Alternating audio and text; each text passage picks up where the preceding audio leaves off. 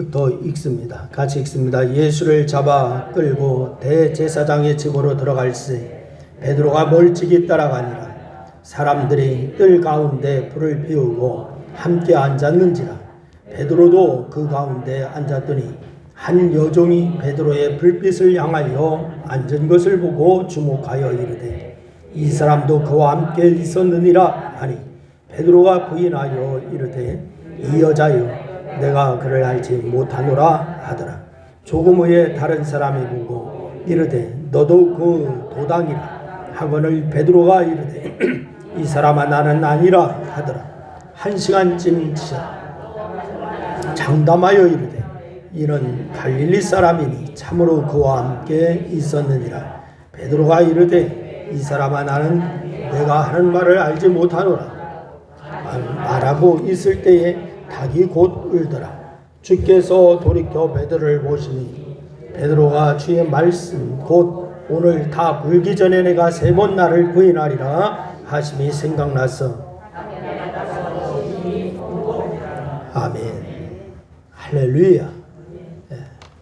오늘 예배하는 여러분 모두에게 하나님의 놀라운 축복이 함께하기를 주의 이름으로 축원합니다. 이 베드로는 거의 모든 사람들이 인정하는 주님의 수제자이자 또한 유대인만이 아니라 이방인에게도 복음을 전한 능력의 전도자다라고 하는 사실을 우리가 잘 알고 있습니다. 여러분 사도행전 5장 말씀에 보면은 이 병든 사람을 메고서 거리에 나가 침대와 요 위에 누이고 베드로가 지나갈 때를 기다리고 있습니다. 침대 위에다가 사람을 누이고 그리고 베드로가 지나갈 때를 기다려요. 혹 그 그림자라도 누게 덮일까 바랐다라고 하는 그런 말을 하고 있습니다. 그만큼 이 베드로는 능력의 전도자였다라고 하는 것을 말하고 있는 것입니다. 그래서 예수님께서 바로 그를 통해서 얼마나 큰 이적들을 행하셨는지를 알 수 있는 그런 말씀입니다. 여러분 그러나 이것은 오순절 성령 강림 이후의 모습이 있지 그 전에는 허울뿐인 수제자였습니다. 오순절 성령 강림 이후에는 수제자로서의 능력 있는 전도자의 모습을 베드로가 이루었습니다. 그런데 그 전에는 수제자라고 하는 것은 허울뿐이었습니다. 그래서 예수님으로부터 바로 마태복음 16장 23절 말씀에 보면은 사단아 내 뒤로 물러가라 너는 나를 넘어지게 하는 자로다 라고 하는 책망까지 들었던 사람이 베드로입니다. 그래서 하나님의 일을 생각하지 아니하고 도리어 사람의 일을 생각했기에 이런 책망을 받은 것입니다. 또한 이 베드로는 변화산에서 우리가 여기 있는 것이 좋사오니 라고 하면서 예수님과 모세와 엘리야를 위해서 초막셋을 지켰다라고 이렇게 제안을 했었습니다. 이는 그리스도의 제자로서 그렇게 겪어야 하는 고난과 그 이후의 영광을 망각하고서 현실에 안주하기를 도모하는 비신앙적인 태도였던 것을 성경이 우리에게 보여주고 있는 그런 대목입니다. 여러분 오죽했으면 누가복음에 그러니까 누가는 뭐라고 얘기하느냐? 누가복음 9장 33절에 보니까 자기의 하는 말을 자기도 알지 못하는도다 이렇게 얘기하고 있습니다. 자기가 하는 말을 자기도 알지 못한다. 여러분 이외에도 오늘 본문에 나오는 예수님을 3번 부인하는 사건, 주께서 부활하신 이후에 물고기 잡으러 가겠다라고 제자들을 선동하여서 함께 물고기 잡으러 가는 사건, 하나같이 다 수제자라고 하기에는 부끄러운 모습들이 가득합니다. 여러분 그렇다고 해서 베드로가 예수님을 사랑하지 않는 사람은 아닙니다. 예수님을 극진히 사랑하는 사람입니다. 그는 누구보다도 예수님을 사랑한 사람이었고 누구보다도 먼저 바로 예수님을 하나님의 아들로 고백했던 사람, 그 사람이 바로 베드로입니다. 하지만 이러한 그의 마음이나 고백에도 불구하고 그의 삶에는 너무나 많은 미끄러짐이 있었어요. 넘어짐이 있었습니다. 이런 현상은 오늘날 수많은 그리스도인에게 또 여러분과 저에게도 일어나는 현상이다라고 하는 사실을 우리가 부인할 수가 없습니다. 그들은 말씀을 읽고 듣는 가운데 많은 은혜를 받고 결단하고 결심합니다. 여러분 신앙을 고백하기도 하고 하나님에 대한 사랑도 있습니다. 하지만 그 신앙의 고백에 어울리는 삶이 없거나 그러한 삶이 이어가지를 못하는 그런 부분이 얼마나 많은지 모릅니다. 여러분, 그러한 이유가 무엇일까요? 여러분, 성공적인 신앙생활이라고 하는 것은 흔히 말하는 은혜 받은 것만을 의미하지 않는 것입니다. 은혜 받았다 그러면은 성공적인 신앙생활로 착각하는 경향이 얼마나 많은지 몰라요. 여러분, 성공적인 신앙생활이란 바로 은혜 받은 것만을 의미하지 않습니다. 물론 말씀 가운데 은혜 받아서 여러분 자신이 누구인지 깨닫고 어떤 삶을 살아야 하는지 아는 것 굉장히 중요한 일입니다. 오늘 이 예배를 통하여서도 여러분 은혜가 충만하기를 주의 이름으로 축원합니다. 하지만 은혜 받고 결심을 하고 결단을 한 것만으로 성공적인 신앙생활이다 라고 이렇게 말할 수가 없다는 사실이에요. 여러분, 결심을 실천으로 옮기고 그 실천을 끝까지 이끌고 갈 때 비로소 성공적인 신앙생활이라고 할 수가 있는 줄로 믿으시기를 바랍니다. 여러분, 성공적인 신앙생활을 하지 못하게 하는 요인은 많이 있어요. 왜 성공적인 신앙생활을 하지 못하느냐? 그 중에 대표적인 것이 처한 상황에 굴복하고 타협하는 거예요. 내 상황이 이런데요, 내 환경이 이런데요, 여기에 굴복하고 타협하는 것입니다. 다시 말해서 한결같지 않고 상황에 따라서 생각과 행동이 변한다면은 결코 성공적인 신앙생활을 할 수가 없다라고 하는 사실입니다. 여러분, 예를 들어서 육체가 피곤한 상황에 직면했다라고 여러분 가정을 해보세요. 우리가 일을 열심히 하고 하루 종일 일하다 보면 육체가 피곤한 것은 당연한 것이죠. 성공적인 신앙생활이라면은 피곤이 몰려오더라도 피곤한 상황에 굴복하지 않습니다. 피곤하기 때문에 주어진 사명을 포기할 수가 있다면은 자신과 타협하지도 않습니다.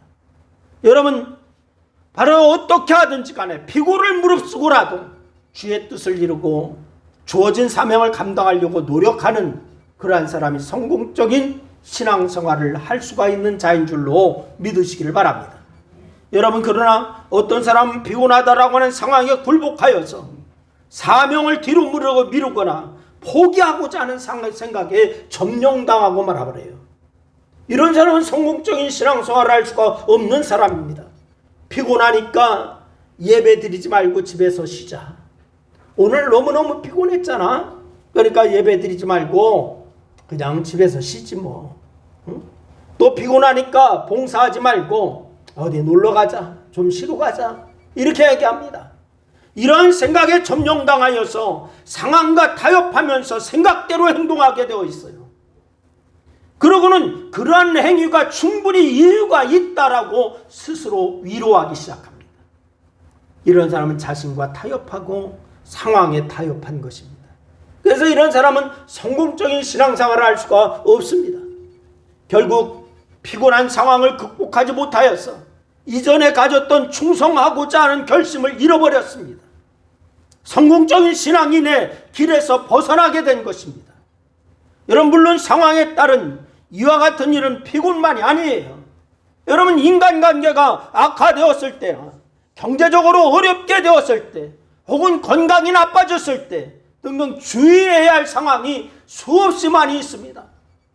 여러분, 그렇다면 예수님과 베드로는 같은 상황에 어떤 반응을 보이셨을까요? 여러분, 오늘은 예수를 잡아 끌고 대제사장의 집으로 들어갈 때 베드로가 멀찍이 따라가니라 라고 하는 오늘 54절 말씀을 중심으로 우리가 말씀을 같이 나누려고 하는 거예요. 여러분, 나라면은 그 상황에서 어떻게 행동했을지, 그리고 비슷한 상황은 없는지 여러분 생각해 보는 시간이 되시고, 다시금 여러분의 신앙이 성공적인 신앙생활로 달려갈 수 있는 그런 마음과 결단이 세워지는 이 시간이 될 수 있기를 주님의 이름으로 축원합니다. 먼저는 예수님은 상황에 굴복하지를 않았습니다. 상황에 굴복하지 않았다. 여러분, 잡아 끌고 라고 하는 구절에서 우리가 볼 수가 있습니다. 54절에 보니까 예수를 잡아 끌고 라고 이렇게 얘기하고 있어요. 여러분, 이 구절에서 볼 수 있듯이 예수님은 큰 위기 상황을 맞게 되었습니다. 물론 그 상황은 갑자기 이루어진 것은 아니에요. 수많은 사람들이 예수님을 따르자 위기감을 느낀 대제사장들과 서기관, 소위 집권 세력들이 예수님을 죽이려고 하는 생각을 품었을 때부터 위기 상황은 시작되었습니다. 그러다가 예수님이 예루살렘에 입성하신 이후에 대제사장들과 서기관들이 예수를 무슨 망책으로 죽일고 연구하면서 그 위기가 고조되기 시작했습니다. 그리고서 가룟 유다가 대제사장들과 군관들에게 가서 예수를 넘겨줄 방책을 의논합니다. 돈을 받습니다. 그래서 그 위기는 더 한층 더 고조되었습니다. 그리고 마침내 유다를 포함한 한 무리가 감람산에서 기도하시던 예수님을 잡아 끌고 갔습니다. 여러분, 참으로 위기 가운데 위기입니다. 물론 예수님은 대제사장들과 서기관, 사내들은 공여원들이 자신에 대해서 어떤 생각을 갖고 있는지 잘 아시고 있습니다. 뿐만이 아닙니다. 가룟 유다가 예수님을 넘겨주는 대가로 돈을 받는 것까지도 다 아셨습니다. 마태복음 26장 23절 말씀에서 예수님이 말씀하십니다. 우리 한번 읽어보겠습니다. 다 같이 읽습니다. 다 같이 시작. 나와 함께 그릇에 손을 넣는 그가 나를 팔리라. 여러분, 이미 예수님은 자신을 팔 자가 누구인지도 아셨습니까? 모르셨습니까? 아셨어요? 모르셨어요? 아셨습니다. 그리고 납비어 내니까라고 하는 유다의 말에 내가 말하였도다 라고 분명하게 말하고 있습니다. 요한복음은 이 상황을 보다 더 상세하게 묘사하고 있어요.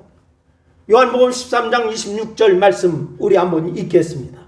요한복음 13장 26절 다 같이 읽습니다. 시작. 예수께서 대답하여 내가 한 조각을 찍어다가 주는 자가 그니라 하시고 곧 한 조각을 찍으셔다가 바로 유다 시몬의 아들 유다를 주시니 한 조각을 바로 떼어다가 유다에게 줬습니다. 그가 바로 그다. 이 정도면 예수님께서 가룟 유다가 어떤 일을 계획하는지 정확하게 아셨음이 분명한 거 아닙니까? 그런데 예수님은 이 모든 일을 아셨음에도 불구하고 상황에 굴복하거나 타협하지 아니하십니다. 여러분과 저 같은 거 어떡하겠어요? 이 상황에서 유다에게 가서 야 유다야, 너 지금까지 나하고 좀 지낸 기간이 어떤데 그래도 내가 너를 신임해서 재무까지도 맡겼잖아. 근데 네가 그럴 수 있냐? 야, 그러지 말고 왜 그러냐? 무슨 불만이냐? 하며 타협했을지도 모르겠어요. 그런데 예수님이 이 상황에 전혀 굴복하거나 타협하지 않으셨어요. 물론 예수님이 십자가에서 죽어야 하는 그 사명을 매우 고통스러운 일로 여기셨습니다. 그래서 제자들에게 예수님이 마태복음 26장 38절에 보니까 내 마음이 심히 고민하여 죽게 되었으니 너희는 여기 머물러 나와 함께 깨어있으라 라고 이렇게 부탁까지 하셨습니다. 내 마음이 심히 고민하여 죽게 되었으니 너희는 여기 머물러 나와 함께 깨어있으라. 누가복음 22장 42절 말씀에도 예수님께서 말씀합니다. 우리 한번 읽습니다. 22장 42절 시작. 아버지여, 만일 아버지의 뜻이거든 이 잔을 내게서 옮기시옵소서. 여러분, 기도했어요. 고통스러움을 느끼셨습니다. 그리고 44절에 보니까 이어서 얘기합니다. 예수께서 힘쓰고 애써 더욱 간절히 기도하시더니 땀이 땅에 떨어지는 뭐와 같이 되었더라? 핏방울 같이 되었더라 라고 얘기하고 있습니다. 히브리서 5장 7절 말씀도 보니까 얘기합니다. 이런 예수님의 기도를 염두에 두고 말씀하신 거예요. 우리 한번 다 같이 읽습니다. 다 같이 시작. 그는 육체에 계실 때에 자기를 죽음에서 능히 구원하실 이에게 심한 통곡과 눈물로 간구와 소원을 올렸고. 여러분, 우리는 예수님께서 처해 있는 상황을 보면은 이러한 생각과 기도와 행동을 보이실 수밖에 없음을 인정할 수밖에 없습니다. 여러분 한번 생각해 보세요. 예수님은 십자가의 처형이 얼마나 고통스럽고 처절한지 잘 알고 계셨습니다. 또한 자신을 판 제자가 눈앞에 있습니다. 지금 자신을 팔아넘길 제자가 눈앞에 있어요. 그리고 자신을 사로잡고자 하는 자들이 곧 다가온다는 것도 알고 계셨어요. 그러니 그 심적 고통은 말로 다 할 수가 없었을 것입니다. 여러분, 하지만 예수님은 이러한 숨이 막히는 고통 속에서도 상황에 굴복하지 않으셨습니다. 도리어 그 상황에 굴복되지 않으려고 적극적으로 행동하시는 모습을 우리가 볼 수가 있습니다. 십자가의 길을 막아서는 베드로를 책망하시고 체포 직전까지 힘써 기도하셨습니다. 특히 예수님은 내 원대로 마옵시고 아버지의 원대로 되기를 원하나이다 라고 이렇게 기도하셨습니다. 물론 사로잡히는 과정에서도 예수님은 이를 거부하고 물리칠 수 있는 힘이 있으셨음에도 불구하고 여러분 이를 사용하지 아니하셨습니다. 그야말로 스스로 그에게 잡혀주셨어요. 예수님은 그렇게 해서 하나님의 거룩한 뜻, 그 십자가를 통한 대속을 이루고자 하신 것입니다. 여러분, 만약 예수님께서 상황에 굴복하셨다면 어떻게 되었을까요? 우리의 구원은 없을 것입니다. 우리는 그저 상황에 굴복하지 않으신 주께 감사할 따름이에요. 여러분, 상황에 굴복하지 말고 주님의 뜻을 이루는 여러분과 저도 될 수 있기를 주님의 이름으로 축원합니다. 두 번째는 베드로는 그러나 상황에 굴복했습니다. 예수님은 상황에 굴복하지 않았지만 이 베드로는 상황에 굴복해버리고 말았어요. 성경에 기록되어진 이 베드로는 용기도 많고 성격도 급한 사람입니다. 그에 따라서 여러 일화가 많이 있습니다. 마태복음 14장 28절 말씀에 보니까 예수님께서 물 위로 걸어오셨을 때에 베드로가 얘기합니다. 나를 명하사 물 위로 오라 하소서라고 이렇게 얘기합니다. 성경이 얼마나 급한지요. 여러분, 예수님께서 오라고 하자 이 베드로는 배에서 그냥 뛰어내렸습니다. 물 위로 걸어서 예수님께로 갔습니다. 배에 있던 사람들도 고난을 당할 만큼 풍랑이 휘몰아치던 바다로 그렇게 내려섰습니다. 그만큼 베드로는 믿음이 좋을 뿐만 아니라 용기도 많고 성격도 급한 사람이었어요. 이 베드로의 급한 성격, 예수님께서 십자가의 길을 걷다가도 말씀하실 때도 드러납니다. 여러분, 이 베드로는 십자가의 길을 가야 된다라고 저는 주님께서 말씀하시니까 베드로가 한 말이 있습니다. 마태복음 26장 33절에 보니까 다 주를 버릴지라도 나는 언제든지 버리지 않겠나이다 라고 얘기하고 있어요. 다 버릴지라도.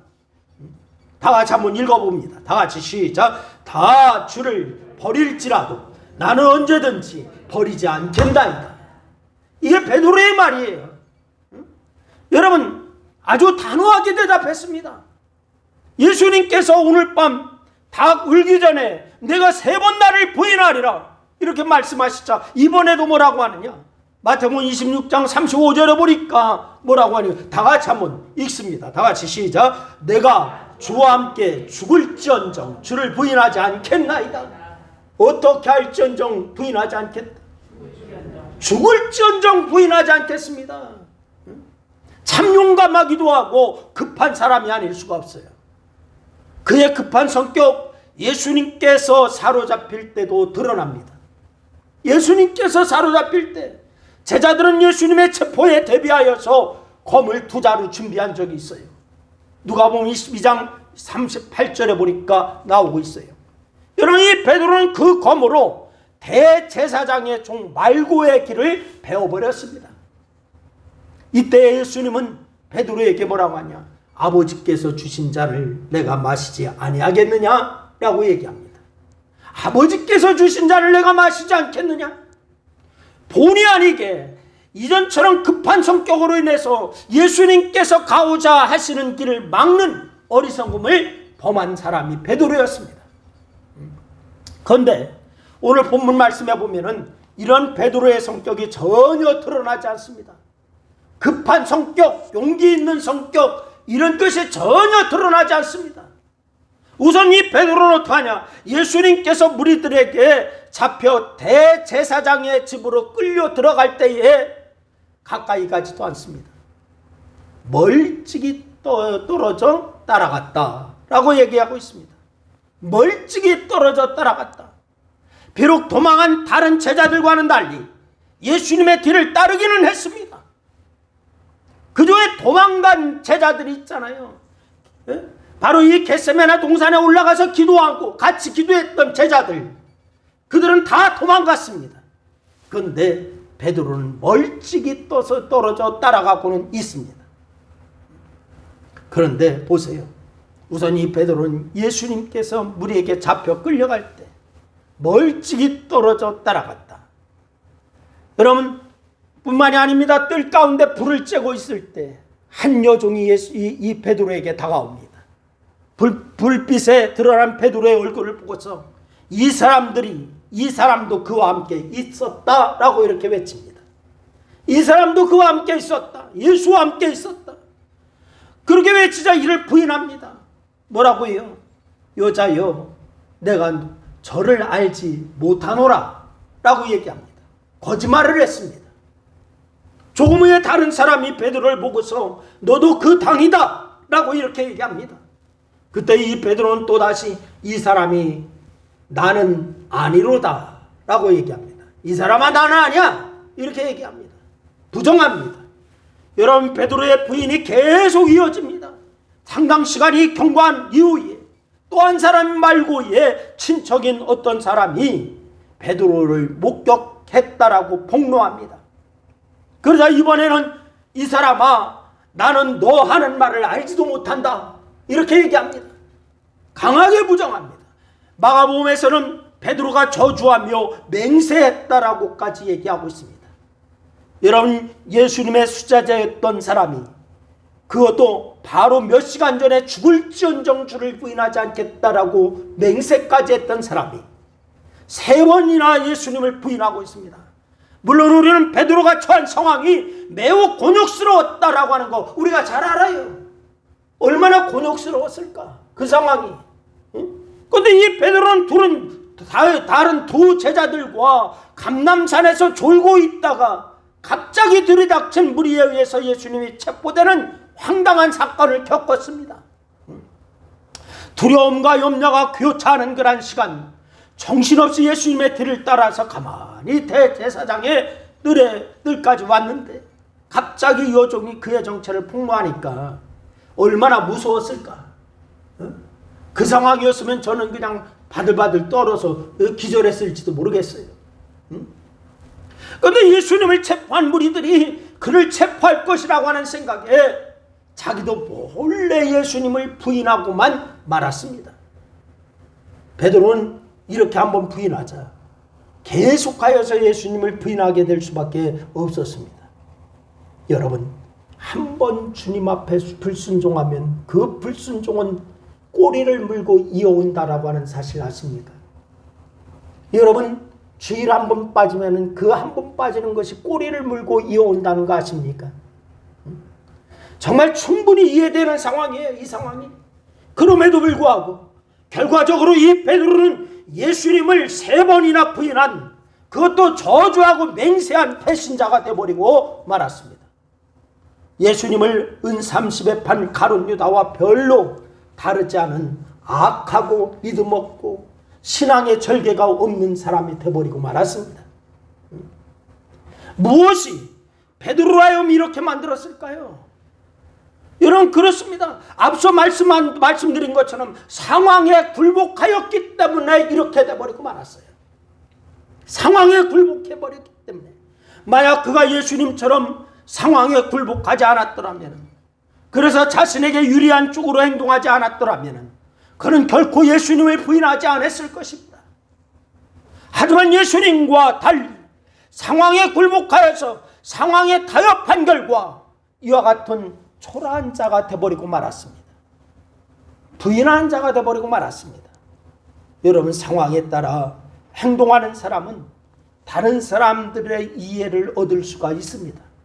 그러나 또한 자기 스스로도 마음이 편안할 수도 있어요. 상황에 따라서 타협하고 또한 상황에 따라서 행동하고 다른 사람의 이해를 받을 수는 있습니다. 세상의 삶입니다.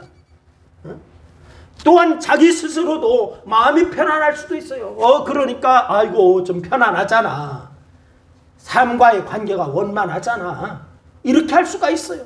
하지만 여러분, 그는 결코 하나님의 뜻을 이루거나 주어진 사명을 감당할 수는 없습니다. 세상과 타협하면은, 상황에 따라서 행동하면은 다른 사람의 이해는 받아요. 내 마음은 편안해요. 그러나 사명은 이룰 수가 없습니다. 예수님은 악한 상황에 처했지만은 상황에 따라 행동하지 않았습니다. 하나님의 뜻에 따라서 행동했기에 우리의 구세주가 되신 줄로 믿으시기를 바랍니다. 하지만 이 베드로는 악한 상황에 굴복함으로 그가 고백한 그 모든 고백과 믿음을 한순간에 잃어버리는 초라한 존재가 되어버리고 말았습니다. 여러분은 신앙생활하면서 교회에서만이 아니라 직장에서나 가정에서 여러분 또한 많은 상황에 직면하게 될 거예요. 여러분이 이 땅에 살면서 한두 가지 상황을 직면하는 것이 아닐 겁니다. 많은 상황을 직면하게 될 것입니다. 그런데 그 상황들은 때때로 여러분으로 하여금 신앙인답지 못한 행동을 하게끔 만들기도 한다라고 하는 사실을 아십니까? 그야말로 큰 시험과 유혹을 주는 때가 얼마나 많은지 몰라요. 피곤하다라고, 두렵다라고, 사람들의 이목이 있다라고 신앙인이기를 포기한다면은 그는 결코 성공적인 신앙생활을 할 수가 없다라고 하는 사실을 명심하시기를 바랍니다.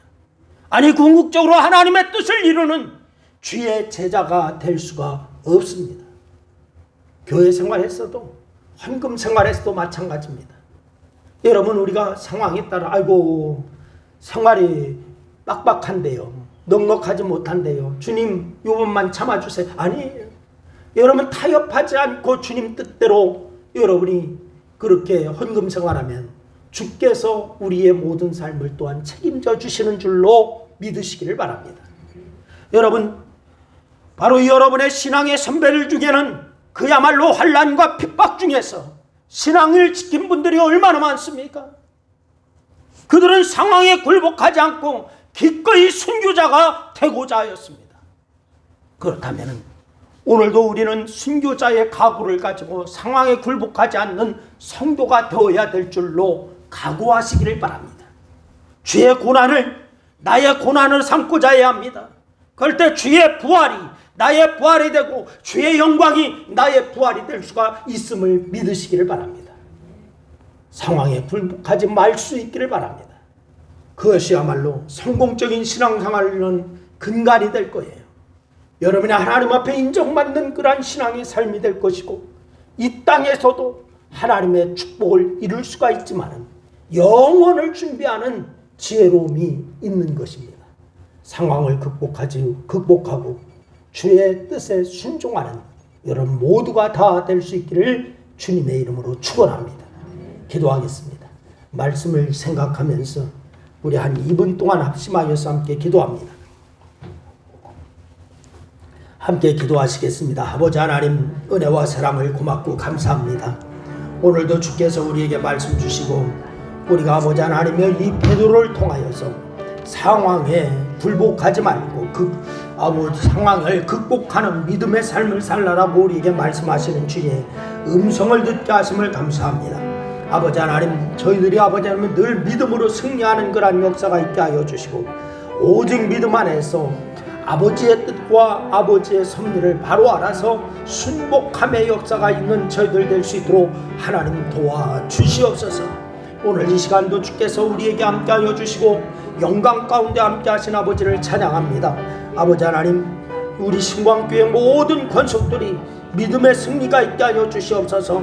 아버지는 어떠한 상황에서도 주의 뜻을 우선 삼고 주님 앞에 순복하는 그런 역사가 있기에 부족함이 없도록 하나님 역사하여 주시옵시고, 오직 주만 바라보며 달름질하는 그런 역사가 넘쳐나기에 부족함이 없도록 하나님 역사하여 주시옵소서. 오늘도 주께서 놀라운 축복과 은혜 가운데 함께 하심을 감사합니다. 종을 써주심을 감사합니다. 영광 받아 주옵소서. 예수님의 이름으로 기도합니다. 아멘.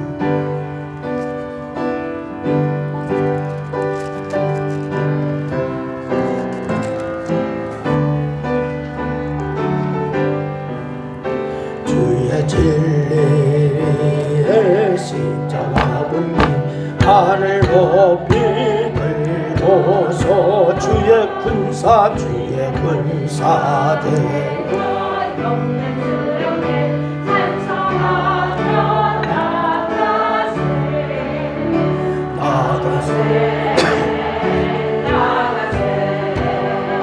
주의 수만을 위하여 목숨까지 바치고 싸움터로 나가세. 원수들이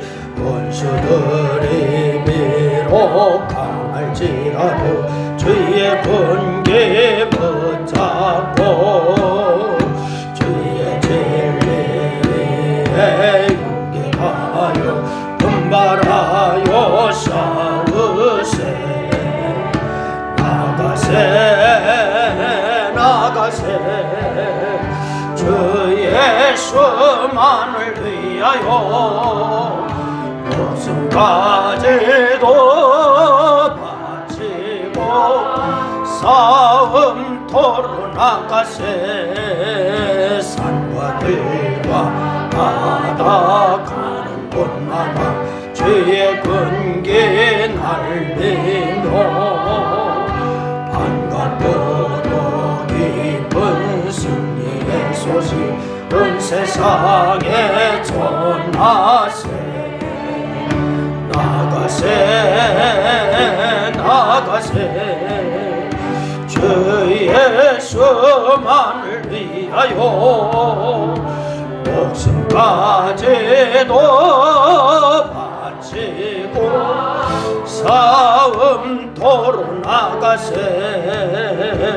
원수들은 이미 예수의 손에 하나 없이 패하고 주의 군기만이 영광스럽게 온누리에 날리네.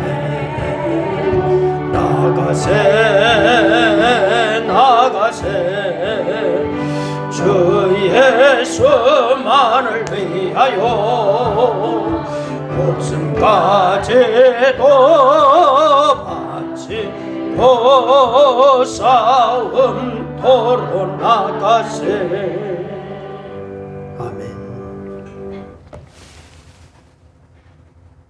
지금은 주 예수 그리스도의 크신 은혜와 하나님 아버지의 변함없으신 사랑하심과 성령님의 인도하심 은혜가 영혼을 거슬려 싸우는 육체의 정욕을 제어하고 세상 속에서 선한 행실을 실천함으로 비방하는 자들로 하여금 하나님께 영광을 돌리게 하도록 힘써 나가고자 다짐하며, 또한 어떤 상황이 있다 할지라도 주의 뜻과 주의 섭리를 알고 사명에 따라 충성하기로 결단하는 사랑하는 성도들 무리 위에와 저들의 가정과 직장과 사업과 이 나라와 교회 위에 이제로부터 영원토록 함께하옵시기를 축원하옵나이다.